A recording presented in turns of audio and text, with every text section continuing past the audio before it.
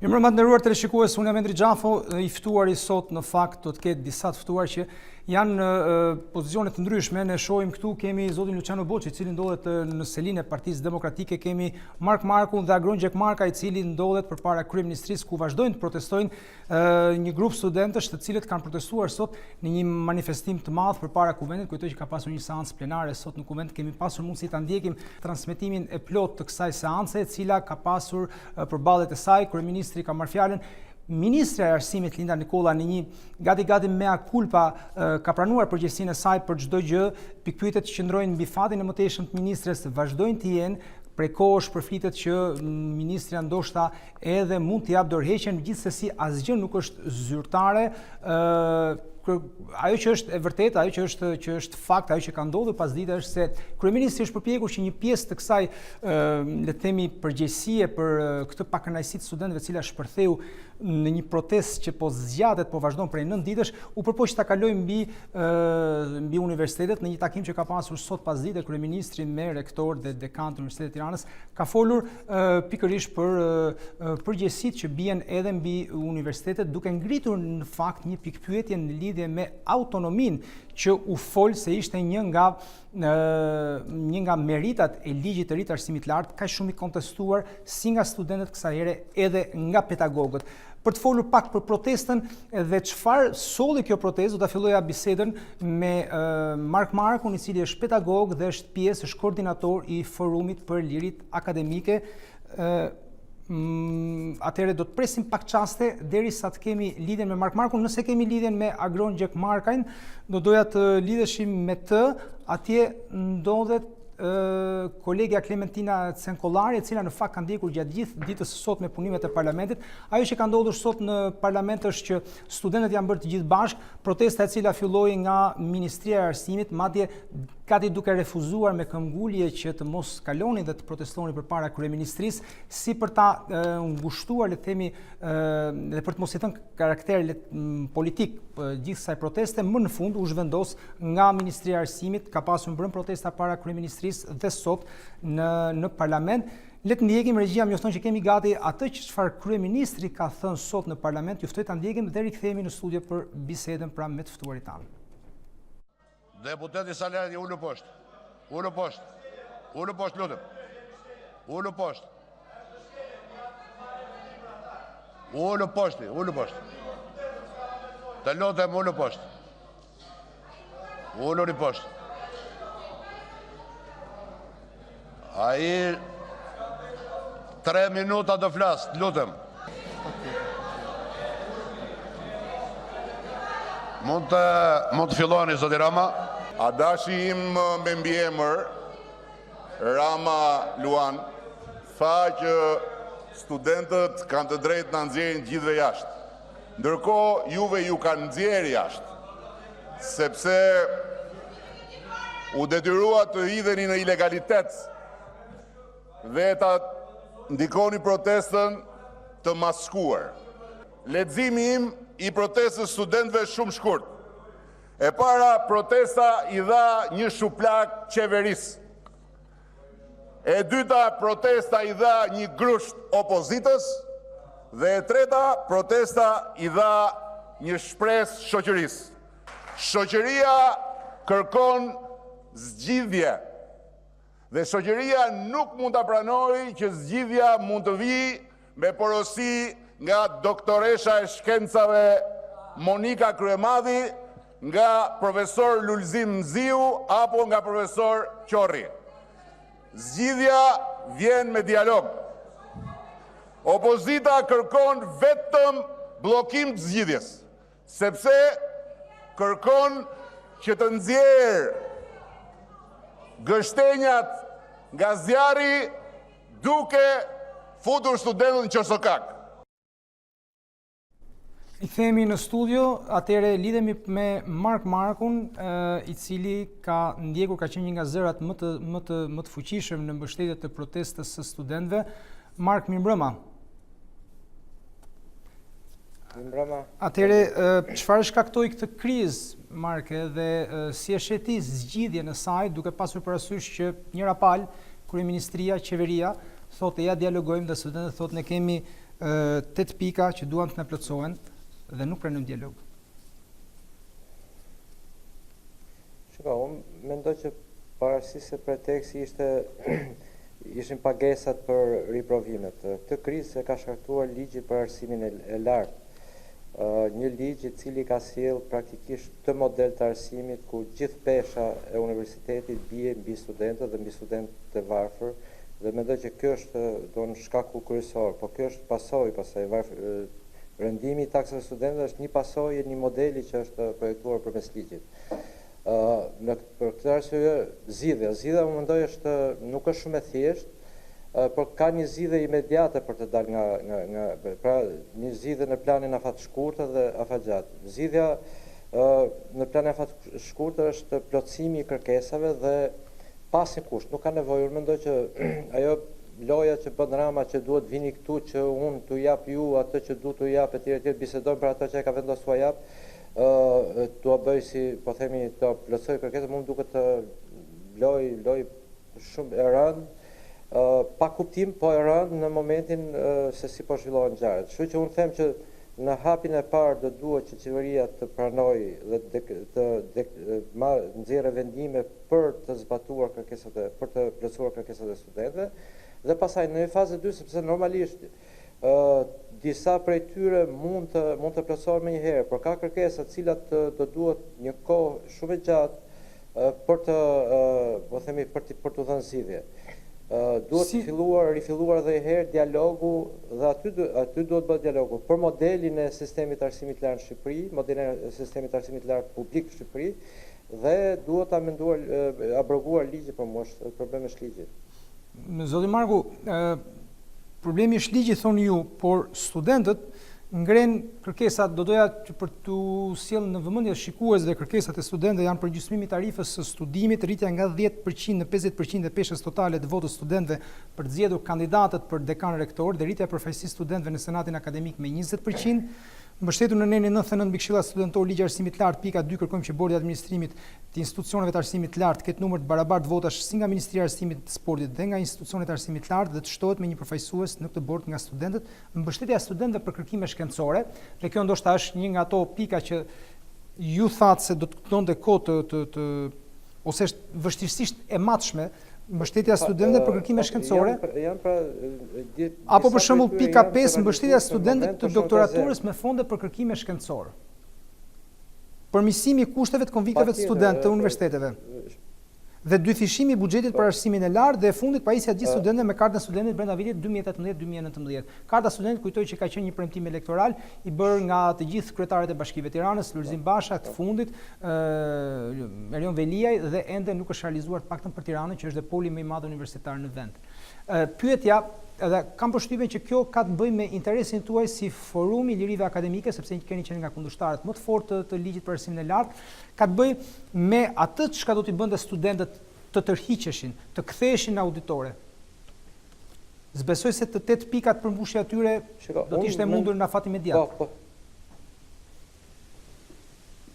Po, deklarimi i plotësimit të tyre. Për shembull, se ka disa elementë diskutueshme aty. Tazem, qeveria mund të deklarojë që po, do të plotësojë kërkesën për përgjysmimin e tarifave. Por që të ndodhe kjo, do duhet që qeveria të shtojë buxhetin dhe ndërhyrja duhet bëhet qysh në moment, se përndryshe do ngelet një kërkesë në letër, pra nuk mund të thush do përgjysmoj tarifat, nga ana tjetër nuk shton financimin në universitetin publik. Janë të dy gjëra të lidhura, për këtë arsye ajo do duhet kur në momenti që bëhet, nuk do të bëhet po themi si një deklarim thjesht për të kaluar situatën. Problemi është nëse do jetë diçka e menduar mirë, dhe unë mendoj që mund të realizohet.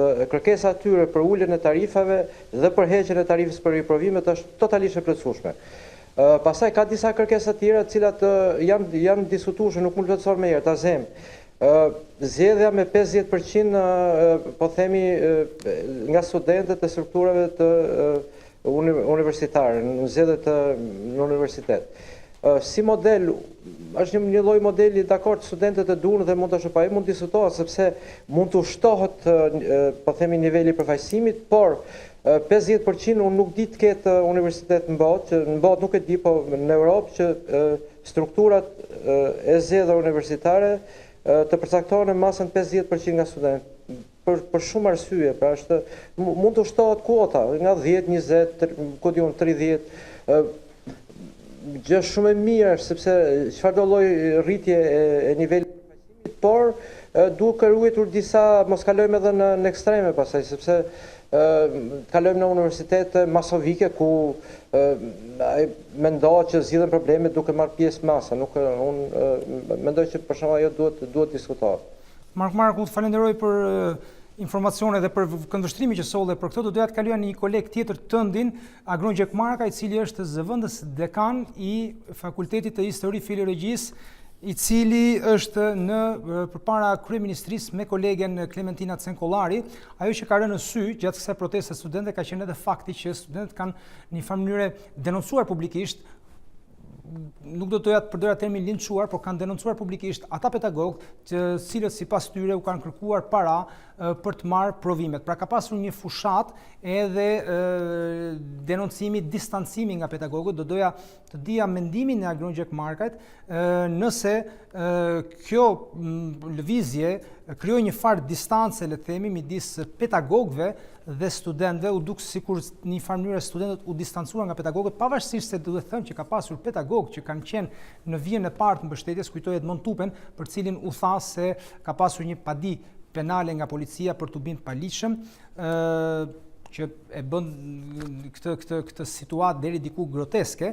Por përveç kësaj duket se nuk është ka pasur pedagogë të tjerë të cilët janë refuzuar për të marrë pjesë në protestë. Gjithsesi lidhemi pra me kolegen Klementina Cenkollari, e cila ndodhet përpara kryeministrisë me Agron Gjekmarkan. Klea, vetëm një pyetje kam unë për profesor Gjekmarkan, a ndihet ai si pedagog i distancuar nga studentët në këtë, pavarësisht se ai ka qenë vetë personalisht në mbrojtje të studentëve, në mbështetje të studentëve, por duke pasur parasysh të fushatën që studentët kanë bërë në denoncimin e pedagogëve që sipas tyre kanë abuzuar me të drejtën e notës e të tjera.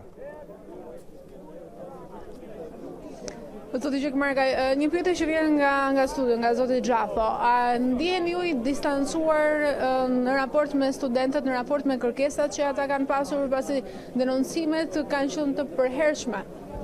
Jo, s'ndjem as pak i distancuar, i kam mbështetur me zemër që ditën e parë, mendoj që është një kauzë e drejtë.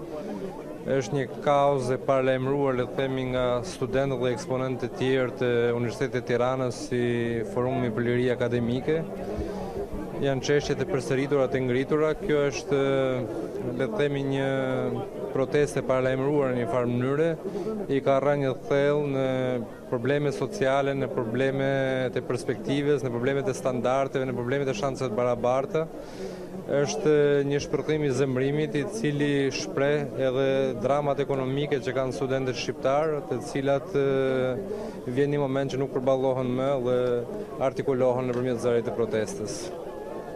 Mendoni se po mos kishte ndodhur çështja e tarifave, pra rritja e tarifave, do të kishte shpërthyer ky zemërim që ju flisni? Mendoj ishte çështje kohe. Mund të shpërthente nga një moment të një tjetër. Tarifat kanë hequr valvin e sigurisës, janë tarifat pa drejta, janë tarifa agresive dhe abuzive, të papërballueshme për xhepat e studentëve, por unë gjithë këto ditë e kam parë në një këndvështrim tjetër këtë protestë. Mendoj që këto të ri, studentët tonë, befas shfaqën më të vjetër se ne në kuptimin e urtësisë, më të rritur, më të emancipuar, dhe po japin një leksion klasës politike, shoqërisë, madje edhe vetë universitetit.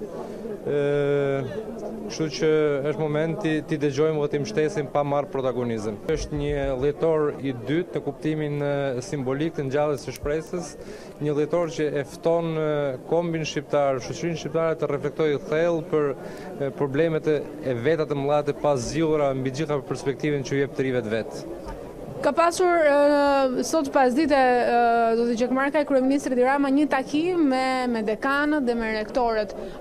Nuk e di nëse patët mundësi ta ndiqni të gjithë takimin. Zoti Rama paralajmëroi një synim të pavarësisë të autonomisë së universiteteve, sikurse fajsoi, nëse mund të shprehemi kështu, dekanët dhe rektoratin se nuk e kishin kuptuar mirë ligjin e arsimit të lartë.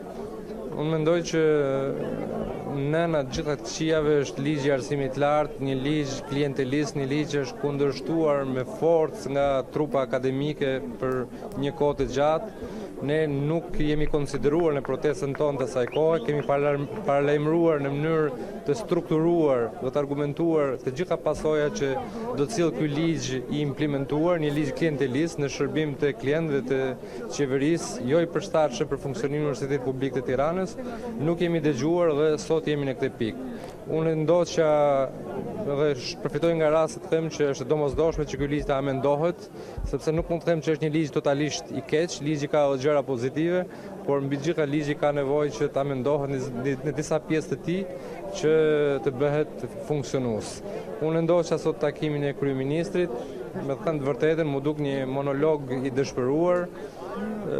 Kryeministri është në hall, unë mendoj që nuk duhet humbas kohë me fjalime, me kërcënime, për mbi gjitha të kërcënoj cënimin e autonomisë, se autonomia është fituar me shumë përpjekje. Unë deklaroj sot publikisht që nuk jemi as pak të gatshëm ta çdojmë, ta dorëzojmë autonominë tonë, jemi të gatshëm të bëjmë betejë për ta ruajtur me çdo kusht atë, sepse autonomia e universitetit është edhe një autonomi dhe një pavarësi në njëjtën kohë e mendimit të lirë në një shoqëri demokratike. E ftoj kryeministrin të mos hezitoj me dialog dhe ligjërata politike, le të themi pa shumë vlerë, por t'u jap zgjidhje dhe të firmos të pikat që kanë kërkuar studentët. Po për sa i përket abuzimeve me fonde do zoti Gjakmarkaj, sepse mbi këtë bazë le të themi kryeministri Edi Rama e mbështet. Nderuar televizionistë, kemi vazhdimisht probleme me lidhjen direkte nga kryeministria për shkak të ndoshta të një densije të madhe raportimesh nga ai që është shndruar tani më në sheshin e protestës. Kujtoj që rrugtimi i kësaj proteste që filloi nga Ministria e Arsimit me pak ngurim është zhvendosur më në fund përpara kryeministrisë, sot përpara kuvendit, por dhe përpara kryeministrisë, duke qenë që tani më studentët shigjetojnë jo më ministren e arsimit ose më saktë vetëm ministren e arsimit Lita Nikolla, por qeverinë Edi Ramën, i cili është drejtuar studentëve vazhdimisht me thirrje publike për dialog. Studentët refuzojnë këtë dialog dhe kërkojnë në fakt, thonë se nuk ka asgjë për të dialoguar dhe kërkojnë plotësimin e këtyre kërkesave. Duke pasur parasysh edhe kohën që kalon, ne do të lidhemi pak më vonë me kolegen Klementina Cenkollari për të marrë zërin e studentëve që vazhdojnë të protestojnë, për të parë se ç'sot ndodh me protestën. Ishim në këtë pjesë të parë të programit me Mark Markun, pedagog, koordinatori i forumit për liritë akademike, dhe zotin Agron Gjakmarkaj, zëvendës dekan i Fakultetit Histori Filologjisë, nga selia e Partisë Demokratike na pret deputeti Luciano Boçi, i cili është marrë gjerësisht me problemet e arsimit. Do donim të flisnim me të në pjesën e dytë të programit në lidhje me këtë, le të themi, apolitizëm të kësaj proteste. Kujtoj që forumet ndryshme të partive politike kanë dashur në mënyrë ose tjetër ta akaparojnë protestën e studentëve, të cilët kanë qëndruar me stoicizëm në qëndrimin e tyre për të mos u përzier politikisht dhe për të larguar çdo forum, çdo parti politike. Gjithsesi, ajo që është parë si, le të themi, si një lëvizje mbarkombëtare, vështirë të shndrohet dhe të jetë e tillë, pra një lëvizje mbarkombëtare nëse është apolitike. Gjithsesi, për këtë, edhe për qëndrimet që ka Partia Demokratike për këtë çështje, do të lidhemi pas pak çastesh, pas një ndërprerje të shkurtër me Luciano Boshin, qëndroni me ne. Rithehemi sërish në studiot, nderuar teleshikues, për këtë emision, për këtë program të veçantë i Ftuari. Kemi qenë lidhje drejt për drejt në pjesën e parë të programit me Mark Markun dhe kolegen Klementina Cenkollari përpara kryeministrisë, me ftuarin e saj Agron Gjakmarkaj. Nga selia e Partisë Demokratike pret deputeti Luciano Boçi. Zoti Boçi, mirëmbrëma. Zoti Boçi ka qenë sot në parlament, ai ka hedhur kryeministrit me një gest mjaft demonstrativ fletët e ligjit për arsimin e lartë. Ja ku e kemi ligjit për arsimin e lartë. Ja ku e kemi. Po. Përse ky veprim, çfarë deshet të thonit? Apo veprim, le të themi, proteste? Ishte një mesazh simbolik në mbështetje të protestës të studentëve, të cilët prej ditësh janë ngritur pikërisht kundër ligjit për arsimin e lartë, të hartuar dhe themi të aplikuar nga kryeministri dhe ministrja e tij. Ishte një lloj amaneti që patjetër duhet ta kryeja, duke ja përplasur në surrat pikërisht atë ligj që ka sjell ato pasoja. Thash ishte simbolik, sepse pasojat nuk janë thjesht vetëm të ligjit, por pasojat janë edhe të atyre themi tash të quheturave reforma ekonomike, reforma sociale që kanë sjell këtë pjesë të reflektimit studentor të varfërimit ekonomik, familjeve tyre, të pamundësisë tyre, të mungesës së shpresës, të aratisë tyre nga Shqipëria dhe sot janë hedhur në këtë kundërshti kundër këtij sistemi i qeverisës oligarkik. Tash momenti ishte i rëndësishëm, ishte një lloj mesazhi që besoj ka pasur impaktin e tij si përkraje simbolike ndaj studentëve protestues. Zoti Boçi, si argumentoni ju faktin që studentët nuk e kanë dashur pranë, as juve, as Lëvizjen Socialiste për Integrim dhe as një forcë tjetër politike?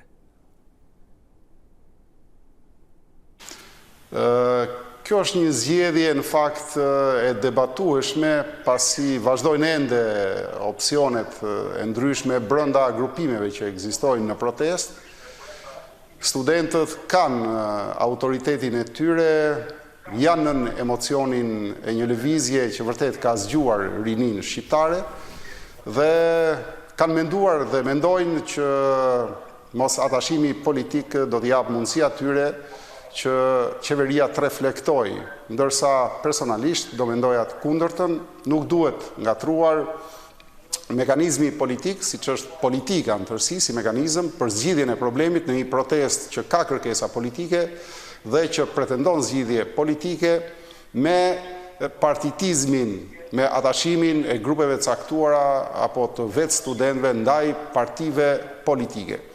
Dhe duhet thënë që çdo lëvizje opozitare është lëvizje politike, është anti-qeveritare dhe opozita pavarësisht si e ka emrin, e ka PD, e ka LSI apo e ka PS, është e detyruar në ekzistencën e saj politike t'i atashohet këtyre lëvizjeve duke i shndruar në kauza. Aq më tepër që kauzat këtu rakordojnë kauza e arsimit lartë, e abrogimit ligjit, e mbrapshtime që ka pjell ky ligj, ka qenë një kauzë e shprehur hershëm nga Partia Demokratike që në momentin e miratimit të tij dhe parashikimi pasojave ka qenë pjesë e argumentave që ne kemi sjell dhe ja ku jemi sot, jemi në të njëjtën linjë me studentët dhe unë nuk besoj që duhet ketë një stepje nga ana studentëve për t'ju bashkuar pikërisht opozitës dhe anasjelltas, sepse në qoftë se vazhdohet që lëvizja studentore kaq ditore të mbahet larg mekanizmit politik, jo thash partive politike, mos i ngatrojmë gjërat,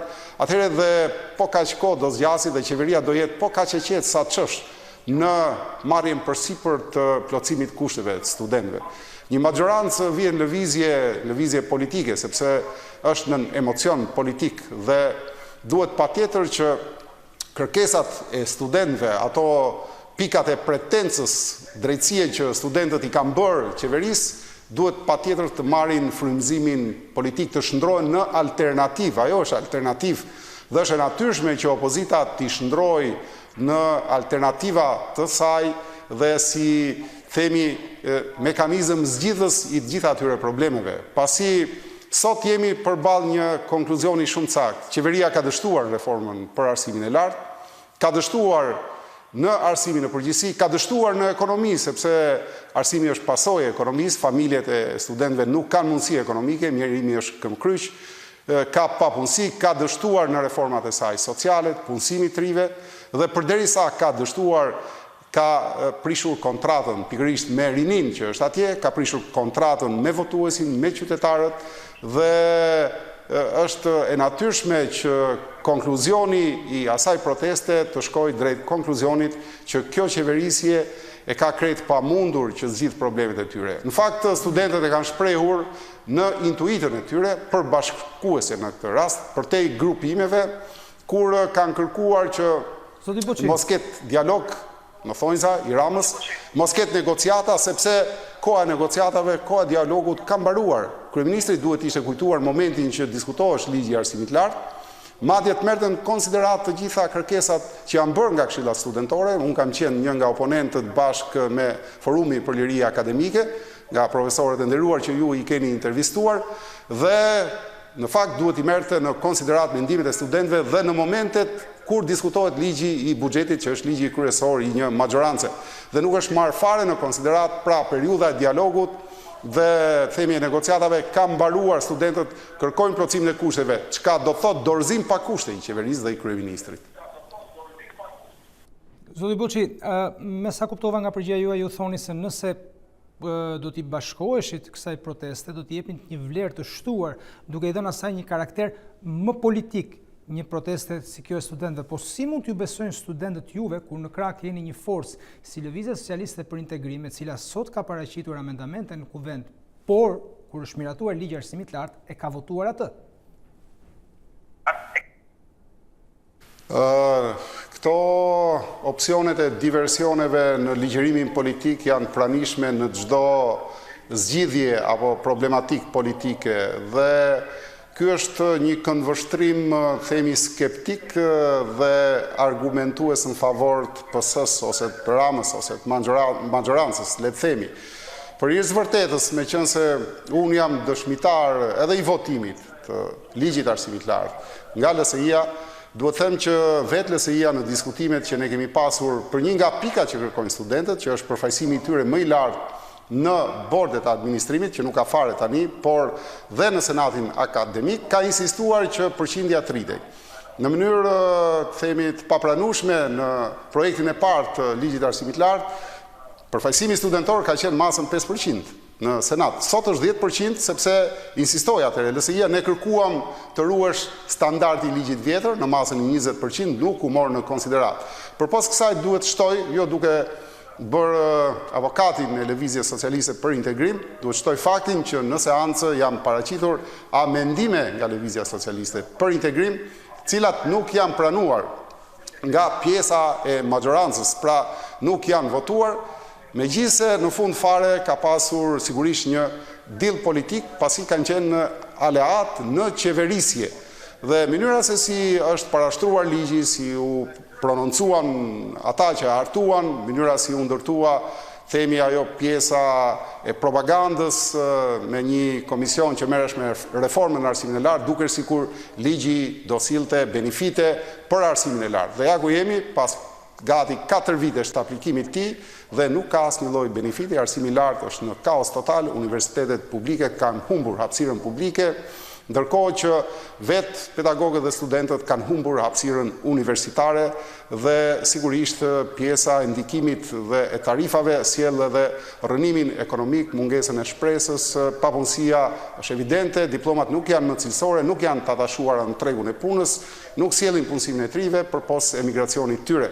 Dhe Lëvizja Socialiste për Integrim, meqense jemi ke kjo çështje, e ka dhënë refleksionin e saj në debatet që ne kemi bërë për projekt buxhetin, ku çdo vit ne kemi kërkuar bashkë me LSI-n në periudhën e opozitës rritjen e dedikimit të buxhetit për arsimin në masën 5% të produktit të përgjithshëm bruto. Gjë që s'ka ndodhur, fillim ishte premtimi madhor, e kam dëgjuar në enfazë politike të disa hershme nga Ministri i Arsimit dhe çuditërisht këto ditë dëgjoj Ramën që kjo na qenë ka diçka e pamundur, ndërkohë që 5 vite, vitin e 6 qeverisjes, ai ka gënyer shqiptarët, ka gënyer studentët, ka gënyer pedagogët, ka gënyer universitetet, ka mashtruar në fakt se themi gënyer duket sigur s'ka atë shkallën e duhur shprehjes së zemërimit, dhe ai patjetër që duhet të jetë peng i këtij mashtrimi i tij dhe duhet për mendimin tim të largohet, nuk është defekti ke LSI-ja, pse LSI-ja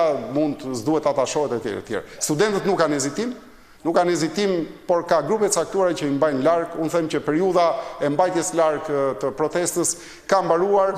Atashimi opozitar, sepse është opozitar vetë qëndrimi i tyre, duhet patjetër që të shkojë drejt mekanizmit politik. Pa mekanizëm politik Rama do vazhdoj të bëjë show, do vazhdoj të bëjë emisione, do vazhdoj të tallet me njerëzit, do marri panel freshistët dhe do kemi bis të situatave të gallatës që bën kryeministri në emisione, në Facebook edhe në rrjetet sociale. Zoti Buçi, do t'i lutesha përgjigje pak më të shkurtra për arsyeën e vetme që jemi në një interferencë të vogël, në një distancë të vogël kohore nga përgjigja juaj me pyetjen time. Kështu që do t'i lutesha pak më shkurt që edhe unë të mos ju ndërpres gjatë kohës që ju flisni. Pyetja që kam për ju është, a keni një koment për presidentin e Republikës, ish kryetari i Lëvizjes Socialiste për Integrim, i cili sot që kjo Lëvizje Socialiste për Integrim prezanton amendamente të ligjit për arsimin e lartë, bën një kthim të buxhetit? Është një lëvizje në kufit e arsyes së shëndosh politike. Madje, unë do thoja që presidenti i Republikës i ka dhënë një shans shumë të mirë kryeministrit për të faktuar angazhimin e tij për të zgjidhur kërkesat e studentëve. Dhe këtu kemi pasur edhe kundërshti në deklarata, pasi vetë presidenca ka thënë që është PS-ja ajo që ka kërkuar mos dekretimin e ligjit dhe koincidenca që ju pretendoni këtë rast në formë pyetje, se nuk e pretendoni ju, është një lloj rastësie që lidhet me zhvillimin intensiv të situatave dhe unë nuk shoh ndonjë komplot presidencial në këtë rast dhe Rama, i cili nga një anë përdor lutjen e tij ndaj presidentit për t'i mos dekretuar ligjin, nga ana tjetër përdor sulmin ndaj presidentit për të marrë pozicionin e viktimës para studentëve.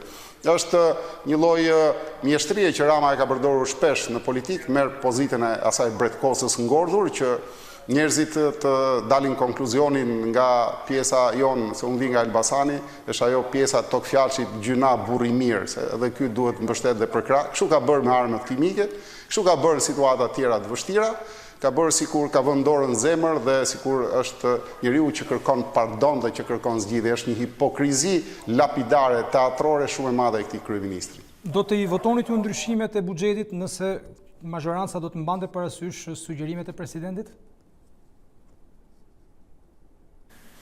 Ndryshimet e buxhetit në qoftë se reflektojnë 8 pikat e paraqitura nga studentët, sigurisht janë pjesë e votimit në një aul të parlamentit, por sot kam deklaruar në fjalën time që këto ndërhyrje mund të shërojnë gripin dimror që ka rënë, që është në përkëmbë, por s'mund të heqin atë dimrin kanceros që ka pushtuar arsimin e lartë në Shqipëri dhe ka pushtuar universitetet shqiptare, marrëdhëniet e pedagogëve me studentët, ekonominë dhe xhepat e studentëve në tërësi, ekonominë dhe xhepat e pedagogëve përjashtohet e pjesën e anatemuar nga studentët për ato aferat që edhe ekzistojnë në universitetet shqiptare. Pra, ajo ndërhyrja e madhe është ndërhyrja e abrogimit të ligjit të arsimit lartë. Ajo që kemi kërkuar ne, herët, ajo që me cilën ka rënë dakord dhe pjesa tjetër e opozitës, është abrogimi i ligjit të arsimit lartë dhe bashkë me dorëheqjen dhe largimin e Ramës janë dy elementët kryesorë që zgjidhin situatën politike, studentore, qytetare në Shqipëri, sepse kjo qeverisje e korruptuar, kriminale, themi në ato termat që duket sikur i përdorim shpesh, por janë reale, është anti-studentore, është dëshmuar dhe anti-qytetare e thekshme në mënyrën si ekziston, është një drejtim oligarkik që ndan grabit dhe plaçkit shqiptarët për hir të pasurisë saj, është vërtetuar me ligje kur i do qefi, i bëjnë situatë me prishje kur i do qefi, me investime idiote dhe me vjedhje me firmat falsifikuara. Ju flisni për dorëheqjen e kryeministrit, a do të ishte një zgjidhje largimi dorëheqja e ministres së arsimit Linda Nikolla, diçka më ndoshta më arritshme se sa dorëheqja e kryeministrit? Mençuria e studentëve te kalon në djallëzinë e kryeministrit apo kabinetit, themi, dhe ata nuk e kanë kërkuar fare dorëheqjen e ministres. Ministrja është në atë pozicion duket sikur është një dhe ajo mekanizëm qeveritar dhe unë shoh që pavësia saj është palosur në përmasa më thekshme përgjatë këtyre ditëve me heshtjen e saj dhe me mos reagimin moral saj. Është moralin e saj të bëj veprimin, por duhet ta kishte bërë kohë më përpara, ja kemi kërkuar disa herë.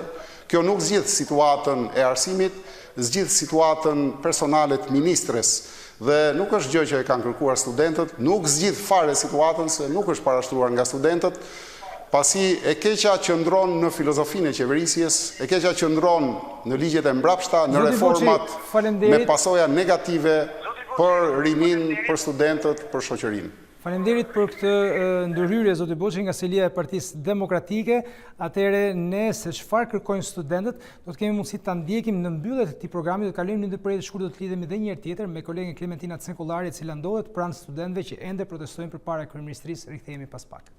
Rikthehemi sërish në studiot, nderuar teleshikues, për të përmbyllur këtë program i ftuar i sot, kushtuar protestës studentëve, e cila po lë ditën e saj të 9. Lidhemi me kolegen Klementina Cenkollari, e cila ndodhet pranë kryeministrisë, atje ku ka ende studentë që protestojnë. Klementina, përpara se të zhvillojmë bisedën e fundit bashkë, ndoshta edhe me studentët që të ikën në krah, doja të sillen në vëmendje të teleshikuesve atë çfarë ka thënë sot në parlament ministrja e arsimit Lindita Nikolla. E ndjekim dhe rikthehemi sërish pra për bisedën në studio. Sot me studentët në protest, gjithkush ka të drejtë të tregojë gishtin. Askush ndoshta nuk do të dëshironte të ishte në vendin tim.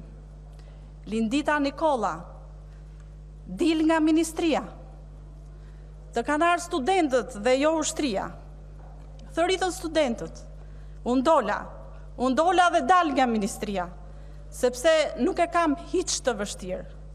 Kam punuar çdo ditë si t'ishe fundit punë, ditë si ministre, nën peshën e përgjegjësisë për të mos turpëruar asnjë mësues pjesë e cilëve jam. Do kisha shpëtuar unë e gjora nëse do të kisha administruar atë çfarë gjetëm, nga memet, nga etiketimet, nga fotot e montuara e gënjeshtrat, zgjodha të jem në krye të një reforme sistemike në arsim, nga kopshti në universitet. Lindita Nikolla, dil në bulevard. Shkolla është e jona e jo arsim privat. Po të dashur student. Shkolla është e juaja. Ndaj e akredituam universitetet. Ajo që unë dua t'ju them sot studentëve është ato kanë drejt. Por ftesa për zhvilluar një betejë edhe më të vështirë është drejt tyre sot. Ajo që te kalon veten, duke parë vetëm të vërtetën në sy përmes një dialogu për të transformuar cilësisht universitetet tona. Unë e gatshme për të marrë çdo përgjegjësi. Faleminderit. Rikthehemi në studio, unë e gatshme për të marrë çdo përgjegjësi, ka thënë sot në parlament Lindita Nikolla. Klementina, ti ke ndjekur punimet e parlamentit dhe të protestës, duket sikur është e lënduar nga e gjithë kjo situatë dhe sikur do të donte të shpëtonte një orë më parë, por sikur se e vurin duke edhe zoti Boçi, studentët nuk kanë artikuluar në asnjë moment dorëheqjen e saj. Çfarë kërkojnë sot që flasim studentët përveç realizimit të 8 pikave, do të vazhdojnë ata protestën e tyre deri kur, në ç'mënyrë? Janë të vendosur të qëndrojnë deri sa të plotësohen të gjitha kërkesat, më thonë studentët Endri. Më lejo të prezantohen shkurtimisht të 5 studentët që unë kam këtu. Fakulteti Shkencave Sociale Ervisa Shehu. Fakulteti Drejtësisë Marlin Muça. Fakulteti Arkitekturës Albina Kuqi. Fakulteti Drejtësisë Yllan Hoxhaj. Eva Metaj, Fakulteti Histori Filologjisë. Ndërkohë që ne prisnim për të hyrë në lidhje direkte, nga studio kemi dëgjuar edhe një herë deklaratën që pati në Kuvendin e Shqipërisë ministri i Arsimit Lindita Nikolla. A është kërkesa juaj largimi i saj? Jo, ne nuk kemi asnjë kërkesë, as nuk kemi drejtuar ndonjëherë ministrisë arsimit për të dorëhequr. Ne kemi bashkuar 8 kërkesa, kur sot është edhe një kërkesë tjetër, vetëm për plotësimin e këtyre kërkesave. Nuk kemi drejtuar asnjë ministrisë që ajo do hiqe, pasi ajo është një ministër që zbaton politikat e kryeministrit. Edhe në qoftë se ministra Nikolla je dorëheqje, ne nuk do ndalemi, pasi nuk është motivi jonë dorëheqja e ministres Nikolla për plotësimin e 8 kërkesave. Deri kur do të qëndroni në kërkesat tuaja? Unë ju thash dhe pak më herë në fakt që sa vjen dhe po reduktohet numri i studentëve të cilët po përkrahen, sidomos në orët e mbrëmjes.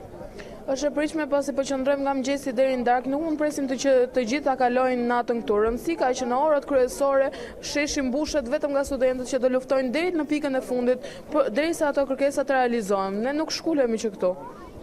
Kryeministri u ka ftuar disa herë edhe gjatë ditës së sotme në fakt që të dialogoni. Pse nuk e pranoni kërkesën e tij për dialog? Pse nuk shihni mundësinë për të pasur një përfaqësi? Unë nuk besoj se mund të dialogosh për drejtat e tua. Nuk besoj se drejtat janë të negociueshme. Ato janë forma bazike të një qytetari që jeton në një sistem demokratik, dhe për këtë arsye ne nuk pranojmë dialogje.